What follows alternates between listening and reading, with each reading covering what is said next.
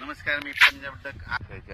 मग राज्यात मोठा पाऊस कधी येणार? तर राज्यात तुम्हाला एक सांगू इच्छितो की मोठा पाऊस कधी येणार. तुम्हाला एक सांगू इच्छितो की राज्यामध्ये सांगायचं झालं तर सध्या तरी मोठा पावसाचं वातावरण नाही, असाच भाग बदलत बदलत विखुरलेल्या स्वरूपातच पडणार आहे म्हणून हे अंदाज लक्षात.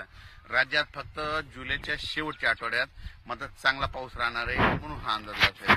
म्हणजे सांगायचं तर जुलैच्या शेवटच्या आठवड्यात म्हणजे हा पाऊस राहणार आहे. शेवटच्या आठवड्यात चांगला पाऊस, मग ते वाहुनी वडे नाले वाहणारा पाऊस जुलैच्या शेवटच्या आठवड्यात पाऊस येणार आहे म्हणून हा अंदाज लक्षात. पण राज्यात सध्या तरी मात्र पूर्व विदर्भ झालं, पश्चिमी विदर्भ झालं, दक्षिण महाराष्ट्र, उत्तर महाराष्ट्र, कोकण पट्टी, खानदेश सर्वदूर असं उडे नाले वाहतील तसा पाऊस नाही. फक्त आज मात्र 14 आणि 15 जुलैच्या दरम्यान मात्र दुपारी 3च्या नंतर बऱ्याच ठिकाणी पाऊस पडायला दिसेल. भाग बदलत पर्सनल काहीला सोडून देईल, कुठं पडेल कुठं नाही म्हणून हे लक्षात येतं. पण राज्यात सध्या तरी मोठं नाही, पण राज्यात मात्र 14-15 आज बऱ्याच ठिकाणी ठिकठिकाणी पाऊस पडणार आहे म्हणून हे लक्षात येतं. राज्यात नंतर काय होणार आहे, 18च्या नंतर परत एकदा वातावरण चेंज व्हायला सुरुवात होणार आहे.